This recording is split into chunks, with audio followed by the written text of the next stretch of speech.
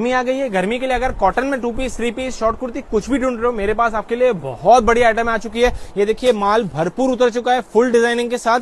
माल में आप बात करेंगे तो M2XXL कॉम्बो की आइटम आएगी सब में।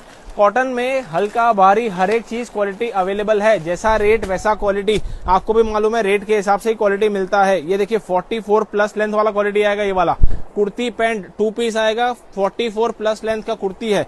नीचे पैंट का साइज भी एकदम प्रॉपर जेन्युइन फरमा रहेगा। पैंट का साइज अच्छा लो, माल अच्छा लो, जल्दी बिकेगा। माल आप हल्का लोगे रेट के लिए 5-10 रुपए के लिए माल अटक जाएगा, आपका पैसा फंस जाएगा। माल अच्छा लीजिए, जेन्युइन लीजिए, अच्छे नफे से बेचिए। ये वाला माल आप 1000 में 4 2 पीस बेच सकते हैं। ऐसी वाली रेंज में 1000 में 4 2 पीस आप बेचोगे, ऐसे रेट में आपके पास मेरे पास माल आ चुका है। इसके भी कम वाला रेंज वाला चाहिए 1000 में 5 में 2 पीस बेचने, तो उसके लिए भी मेरे पास आइटम है इसका। और इसका रेट जानना हो, इसकी किसी और आइटम में चाहिए हो, नीचे दिए नंबर पर कॉन्टेक्ट करिए और गुरु कृपा को फॉलो करिए। Thank you.